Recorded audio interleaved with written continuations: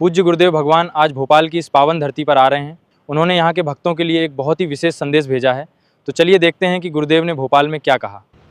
हमारे अति प्रिय और बालाजी के परम कृपा भाज्य श्री लखन पटेल जी, उनकी विशेष इच्छा और हमको यहाँ से यात्रा करते हुए धाम पहुँचना था। क्योंकि हम विदेशी धरती पर चील गाड़ी से गए थे, इंडोनेशिया की कथा करके वापस आए।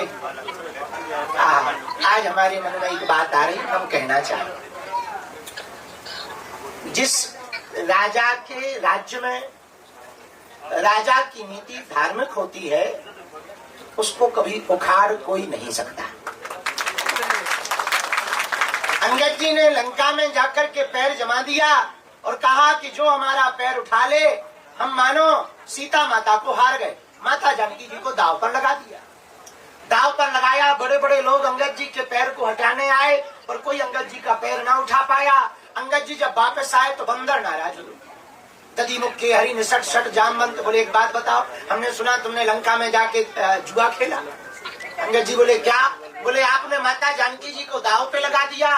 अंगद जी बोले, तुमने सही सुना, हाँ हमने दाव पे लगा दिया। तो बानर बोले, पागल हो क्या? मान लो कोई पैर उठा देता फिर? अंगद जी बोले, ये किंतु परंतु का काम तुम्हारा है, हम तो राम के भक्त हैं, हमें भगवान पर भरोसा है, हमारे में कोई किंतु परंतु नहीं है। भक्त के जीवन में किंतु परंतु नहीं होता। भक्त के जीवन में क्या क्यों किंतु नहीं होता।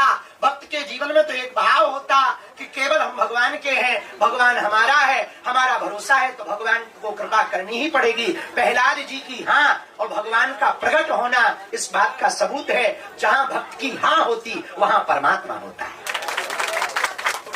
इसलिए अंगद जी के इस प्रसंग से एक बात सीखने को प्राप्त होती है कि भक्त जब अपने पूर्ण मनोयोग से भगवान के प्रति आश्रित होकर के, भरोसा रख करके, भगवान के भरोसे पर कोई भी कार्य कोई भक्त करता है, तो भक्त की जिम्मेवारी से ज्यादा भगवान की जिम्मेवारी हो जाती। हमारे एक संत कहते थे, दीनानाथ अनाथ का भला मिला संयोग, यदि अब तुम तारोगे नहीं तो हंसी करेंगे लोग। हे प्रभु, बड़ा अच्छा संयोग मिला, आप दीनानाथ हो, हम अनाथ हैं। अब यदि तुम हमारा तरन तारण नहीं करोगे तो लोग हंसी करेंगे कि इतने बड़े के भक्त बने थे, हलवा नहीं हो पाया।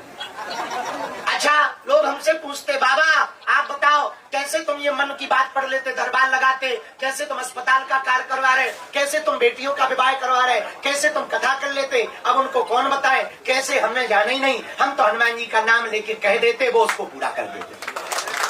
हमें लगता ये स्वभाव यदि प्रत्येक भक्त के जीवन में आ जाए तो हमें लगता भगवान तुमसे दूर नहीं है। एक बात और मेरे पागलो याद रखना, तारा की ज्योति से चंद छिपे नहीं, सूर्य छिपे नहीं, बादल छाए, रंग चढ़ियो रजपूत छिपे ना, दाता छिपे ना, घर मांगन आए, चंचल नारी के नैन छिपे ना, प्रेम छिपे ना, पीठ दिखाए, और गंग कहे सुनो शाह अकबर, कर्म छिपे ना, भभूति लगाए।